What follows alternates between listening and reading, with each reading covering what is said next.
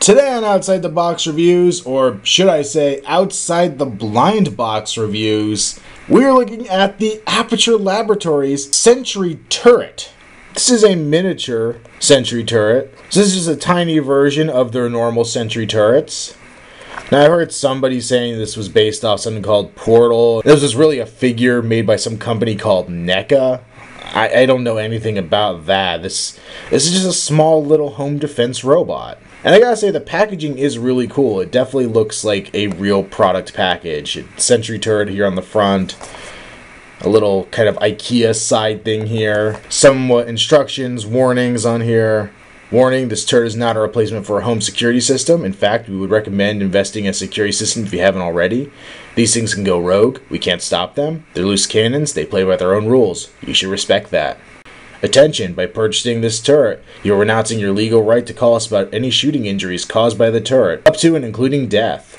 This is one of those non-refundable, non-suing us situations. Don't even phone to see how we're doing. We're busy and quite frankly, we need some space.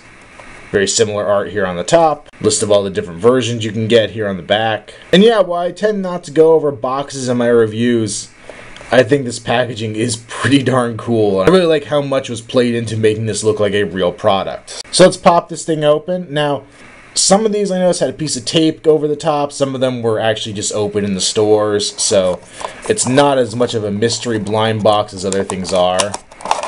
We could pull it out.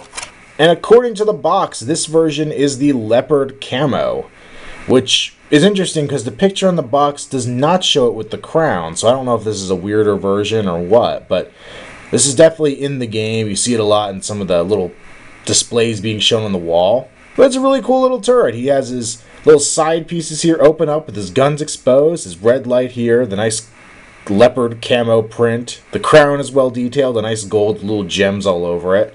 He has his antenna in there. The guns are really nicely detailed, and even in there you can see there's a ammo supply notice up here and some warnings written here that are really tiny and pretty much impossible to see. He's got his little legs out. His 3 little legs. Not a whole lot here, no articulation, but he's pretty cool. Now from what I've seen, these things come in dual variants. You can get it with the doors open with the guns ready to fire, or you can get them closed. I think each version basically has one of each out there. But it's a pretty cool little portal turret gun. So I went out and picked up another one. The one I got here is the Sunburst. Once again, he has his doors open. Very similar thing, same sculpt as the other one, but a cool visual effect here. Looks really neat. I like these. Now my problem with this one was this leg had broken off in packaging, and I tried to re-glue it, but it's not quite right. I'll have to mess with it a little bit and get it. Oops, there it goes. Yeah, I gotta get it so that it will actually stand up correctly, because he's still having trouble standing. He's a cool little guy, and he's not going to be hard to fix, so it's not going to be that big of a deal. Just a little super glue, and he'll be back to new, or back to how he should have been. But another cool little portal turret. My one little gripe with these guys is their height. They don't stand all that tall. I was really hoping these would be a nice piece to go alongside the shell figure that's coming out really soon. And they're way too tiny. They're probably about maybe 75% the height they should be, I think. Maybe even less. I am not really sure what the proportions of them should be. I think they should at least be waist high on a human, probably a little taller. So definitely not going to work like I was hoping they would. The main reason I wanted to pick them up.